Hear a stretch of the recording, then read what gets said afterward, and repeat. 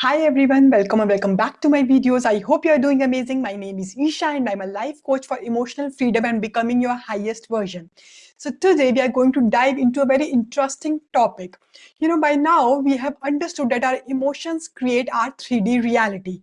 When we vibrate at a high frequency emotions, we attract all the good things in life. And when we operate from a low frequency emotions, we tend to attract undesirable people or situation in our lives, right? So, in this video, I'm going to share how our body, our words, our breathing, and our environment shape our emotions and how we can consciously choose to create positive emotions every day. Now, just pause for a second and ask yourself, how do you feel right now? How we feel determine the quality of our life because our emotions can make our life miserable or truly magical. How? Because they color all our life experiences. When we feel good, everything seems good. You cultivate positive thoughts, your energy level is high.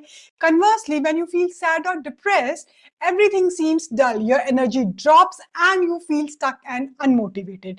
So, our emotions tell us when something is wrong and allow us to make changes to realign our energy.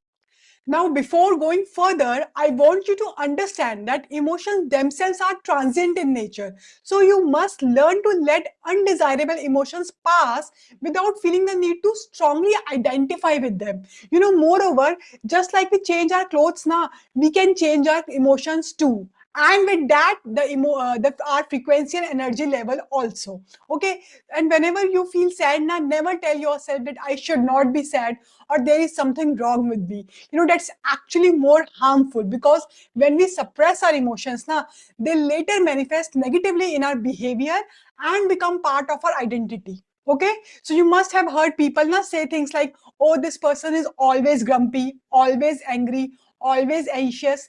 That's because the suppressed emotions have become part of their identity now. Okay, that's why I always insist feel your emotions to release them. Okay, so you can cry, you can shout, you can journal, you can talk to someone, whatever resonates with you, but feel and release them because we are not our emotions. So feel them and let them pass. Okay, just like when we are in physical pain now, our body tells us something is wrong and then we take the action to fix it, right? Similarly, when we are in emotional pain, our mind is trying to tell us that something isn't right and needs attention. Okay, and from our mind's perspective now, what we don't focus on simply does not exist.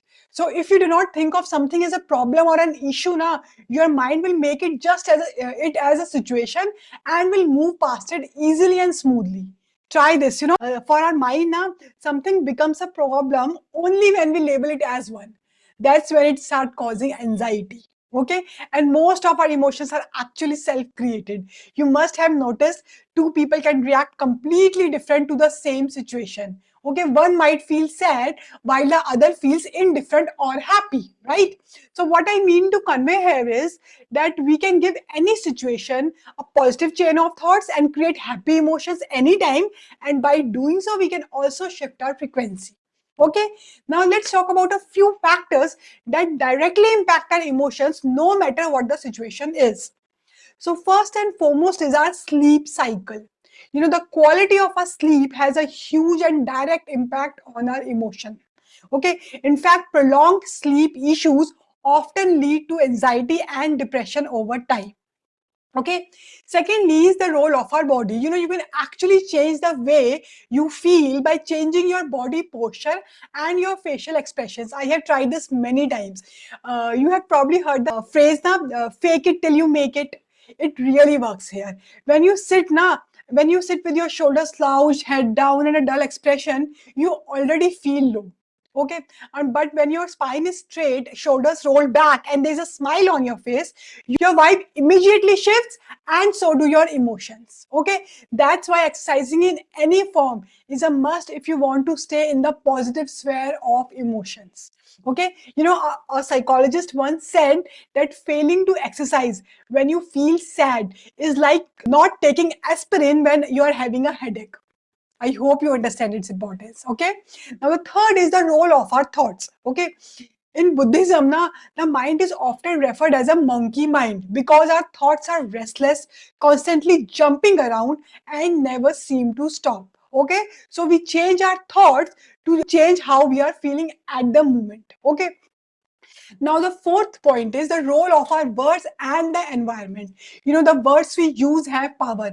When we use the words like absolutely, definitely, of course, or suddenly, they carry more energy and uplift our emotional state also. Okay, but when we use words like perhaps or maybe, they lower the emotional energy of our sentences, right? So, similarly, environmental factors like music, pleasant aromas, or simply keeping your space clean can instantly elevate your emotional state and mindset. Okay. Now, the fifth factor I want to discuss is the role of breathing. Okay, our breathing pattern has a direct effect on our emotions because slow, deep breathing helps us calm down and regain our balance, while rapid breathing, like breath of fire, immediately releases the stress and energizes us. Okay, so your breathing pattern can instantly shift and raise your emotional state to balance and clarity. Okay, so the key thing to understand here is how we interpret and identify any thought that pops up in our mind. Okay, every thought we have is filtered through our own personal story, our past experiences, our beliefs, and our memories. For example, if you had money problems, so every time a money related thought arises, now your mind instantly connects to your personal story around your financial struggle. Okay, so you don't just see the thought as it is, you interpret it through the lens of your past. Okay, and next comes the repetition. When a similar thought keeps showing up and you continue identifying with it, you create an emotional loop. A random thought appears, you connect it to your story, and in doing so, you trigger a chain of emotional reactions, right? So, the more often this happens, the more it becomes ingrained, and eventually it starts becoming a part of your identity. Okay, so now whenever a related thought or trigger appears, now the emotional reaction automatically resurfaces, even if the situation is different this time. Okay, what I want you to understand is that the negative emotion always arises from the meaning we assign to a thought or an event. Okay, it's not the event itself, but how we interpret it that causes that emotional pain. Okay, because emotions themselves are powerless. What gives them power is our conscious or our unconscious identification with them. Okay, that's why an emotion that's given no attention now eventually fades away. Try this the next time you feel angry or sad. Now shift your focus and get completely absorbed in any activity that demands your full attention. You will notice your anger or sadness begin to dissolve on its own. But if you keep dwelling on that emotion, feeding it with your own thoughts, it will only grow stronger until it becomes your dominant emotional state. Okay, now let's talk about a few tried and tested ways to change how we identify and interpret our thoughts, events, or situations so that we can immediately shift from negative to positive emotions. Okay, so first and foremost, I want you to understand is the hidden assumptions that shape our emotions. Okay, so to enter an emotional state na, like sadness, anger, or guilt, you must first hold certain assumptions about how things should be. Assumptions you have convinced yourself are true and never questioned them. Okay, so for example, beliefs like I should be healthy, I must get married, I must worry about my future, or problems should be avoided. Anything, the assumptions could be anything. Like now, take the last one, problems should be avoided. You know, every person has problems. Some people just have better problem than others, but everybody has them in alignment with their phase of life. Okay, so the assumption that there should be no problem is flawed, right? What if instead we learn to dance in the rain rather than trying to avoid it, right? Or take another example, I must get married by 30. Now, this could be a societal or a parental expectation. Okay, these are often conditioned norms or those cultural timelines. Okay, what if you have decided that you will get married when you are ready, not when society tells you to? Okay, so all I'm saying is redefine your assumptions, redefine how you interpret any negative thought, or a phase of your life. It's like two people seeing the same situation from different angles. One feels sad while the other feels calm or even happy about it. Okay, so start questioning your assumptions. Do you believe everything happens for a reason, or do you fall into a victim mindset? Do you see temporary setbacks as a stepping stone to a success, or do you give up when you face them? Okay, do you keep trying to change the things you can't, or do you learn to embrace them as they are? Okay, now the second way is letting go of those unwanted emotions. So often now we create stories around situations and then identify strongly with the emotions those stories trigger. For example, I must work harder to succeed, which hides the belief that I am not good enough. Or I am working so hard but still not getting results, which comes from a victim mindset. Okay. Or maybe the thought that world needs to change. Okay. So what we are trying to do here is we are trying to change something which is not in our control. Okay. So in all these cases now we are clinging to our story.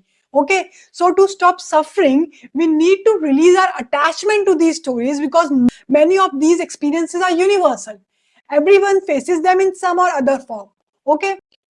You know, there is one Sedona method by Hale Voskin to identify our emotions and how can we deal with them in the moment. So he explains that we can deal with our negative emotions in three ways. First is letting them go. So when you experience a negative emotion, you consciously release it without suppressing it or clinging to it. So you let it arise and then pass through you. Okay. Second is allow them, which means acknowledge their presence, feel them fully, notice how they affect you, and you will see their intensity naturally decreases. And third is welcome them.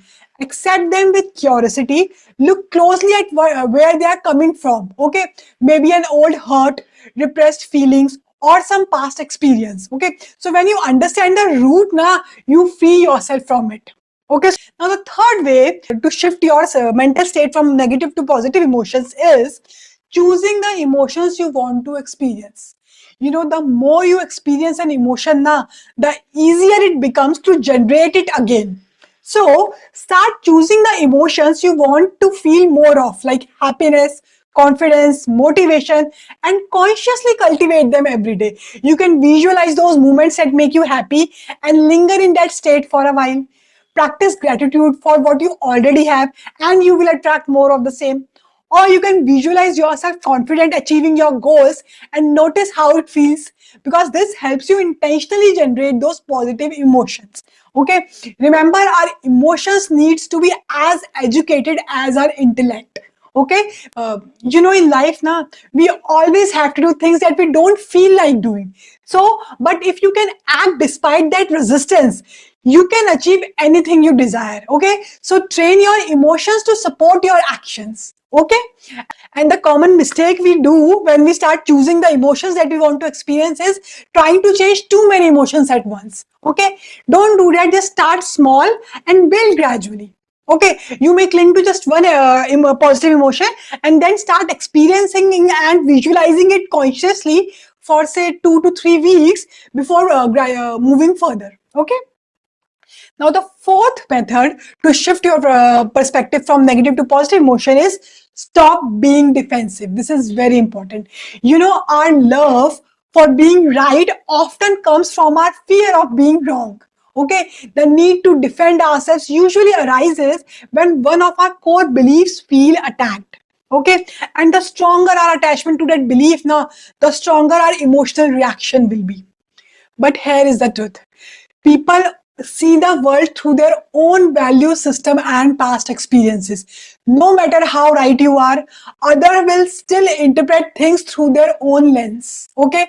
So stop trying to prove yourself. Stop seeking approval and stop waiting for the validation. Do what feels right for you, and it will save you from countless emotional reactions. Okay, love yourself enough to value your peace of mind more than the need to be right. Okay, so instead of labeling people as good or bad, now do this. Start seeing them as conscious or unconscious in their awareness. Okay, the simple shift will change everything. You will stop taking things personally and your peace will become your armor. Okay, now the fifth way to shift consciously towards the positive emotional state is is how we see our stress and worries. Stress and worry are major causes of emotional imbalance. So, a simple way to deal with them is to make a list of all your major worries and categorize them into three groups: things I have control over, things I have some control over, and things I have no control over.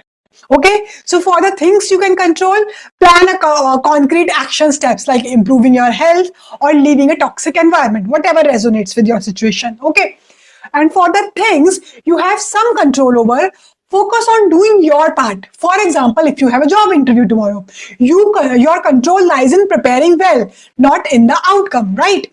And for the things you have no control over, like the weather, the traffic, or the inflation, practice letting go. These are the things that are not worth your energy and time. Okay, so today only make a list of all your stress and worries and categorize into these three columns: you have control over, you have some control over, and you have no control over. Okay, next method towards consciously creating positive emotions is emotional turmoil about what people think of you. Now, this one affects almost everyone. We constantly worry about what others, those friends, our relatives, neighbors might think of us. But here is the truth: no matter how wonderful you are, some people won't like you, and that's totally okay. And it is with everyone also. Okay, your only responsibility is to stay true to yourself and do your best, because people will always interpret your actions through their own filters, their beliefs, their values, and past experiences. So let them be. Okay, your job is to live authentically, not to meet everyone's expectations. Okay, and in the end, always remember that your emotions are not you.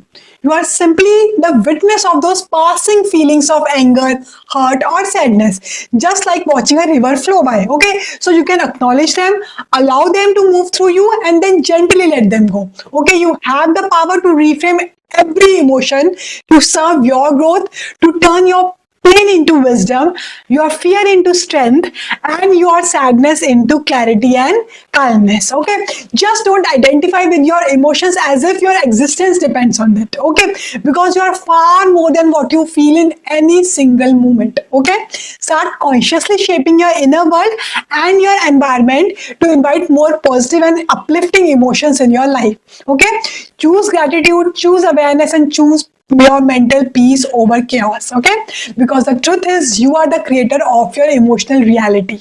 Okay, so as you move forward, I want you to pause and ask yourself, what emotion do I want to live in today?